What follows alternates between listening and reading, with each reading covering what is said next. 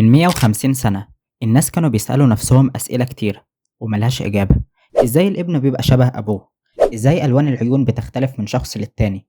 إزاي شكلنا مختلف عن بعض؟ إزاي بعض الأمراض بتنتقل في عيلة كاملة؟ كل الأسئلة دي للأسف ما كانش ليها إجابة، والنهاردة هنعرف الحكاية كاملة وإيه اللي ورا الأفكار دي.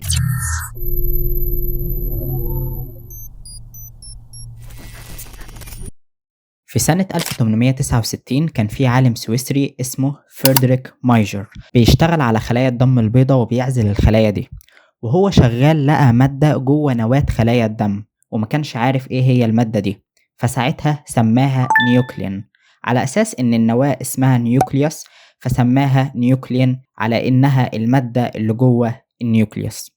في الوقت ده كان العلماء يعرفوا 3 مواد بس بيتكون منها جسم الإنسان: الكربوهيدرات، الليبيدز، والبروتينز. المادة دي ما كانتش ولا واحدة من دول، دي كانت مادة مختلفة تماما عنهم. بعدها بفترة جه كام عالم وحاول يكتشف تفاصيل المادة دي وبتتكون من ايه، ومن ضمن العلماء دول عالم اسمه ليفين. عرف ان المادة دي بتتكون من وحدات صغيرة كتيرة اسمها نيوكليوتايد، ودرس تركيب النيوكليوتايد الواحدة وعرف انها بتتكون من 3 حاجات: سكر، قاعدة نيتروجينية، وفوسفور.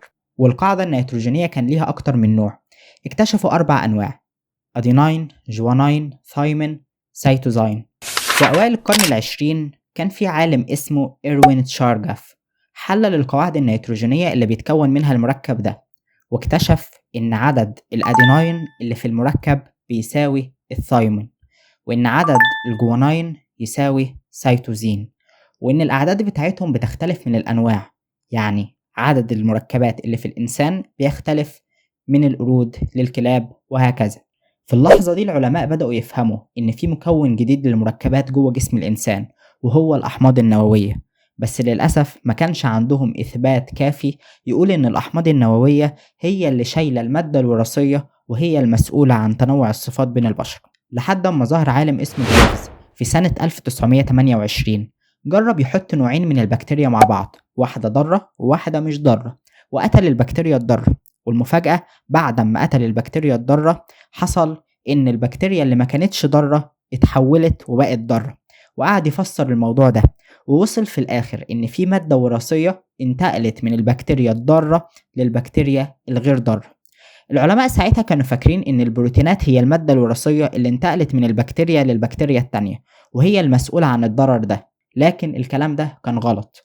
نطلع بقى لسنة 1944. كان في 3 علماء اسمهم إيفري، ماكلويد، ماكيرتي، عملوا تجربة على نوع من البكتيريا اسمه ستريبتوكوكس نيمونيا، وكرروا تجربة جريفز، بس المرة دي غيروا فيها شوية حاجات. جابوا إنزيمات تكسر الحمض النووي مرة، وإنزيمات تانية تكسر البروتينات. وهنا بقى حصلت المفاجأة، المرة اللي كسروا فيها البروتينات اللي جوه الخلية حصل تحول عادي بين البكتيريا، والبكتيريا نقلت الجينات بتاعتها للبكتيريا التانية. لكن لما كسروا الحمض النووي ما حصلش تحول، والبكتيريا ما بقتش ضارة. وهنا بقى تم استنتاج إن الحمض النووي هو اللي شايل المادة الوراثية. نطلع بقى لسنة 1952. كان في عالمة اسمها فرانكلين كانت بتعمل تجارب كتيرة بأشعة إكس، وساعتها جالها فكرة إنها تعرض جزيء الحمض النووي للأشعة السينية. وهنا بقى فرانكلين استنتجت إن جزيء الدي إن إيه بيتكون من حلزون، وإن الحلزون ده عبارة عن هيكل من النيوكليوتايد بتترص فيه ورا بعضها بطريقة معينة، بحيث يكون الفوسفور على الجزء الخارجي للحلزون والقواعد النيتروجينية في الجزء الداخلي من الهيكل ده.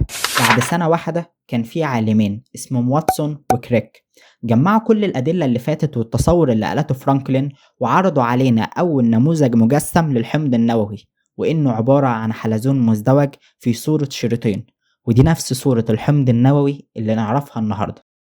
واتسون وكريك مش بس قدموا لنا النموذج ده، لكن جهودهم وجهود العلماء اللي قبلهم فتحت الباب لفهم المادة الوراثية ولفهم الجينات البشرية، وإزاي الأمراض بتحصل، وإيه هي الطفرات الجينية. وعرفنا نجاوب على الأسئلة اللي ما كانش ليها إجابة، زي إزاي جينات الأب بتنتقل للابن، وإزاي إحنا كبشر مختلفين عن بعض. قصة الحمض النووي بتعلمنا إن العلم مش مجرد اكتشاف فردي، ده تعاون بين علماء كتير، وإن ممكن اكتشاف واحد يتبني عليه حياة بشر لملايين السنين. وفي النهاية الحمض النووي مش مجرد مركب جوه خلايانا بس، ده علم كامل وفتح عقولنا على حاجات كتيرة ما كناش فاهمينها النهاردة. شكرا لمتابعتكم، وأشوفكم في قصص وأفكار جاية كتير.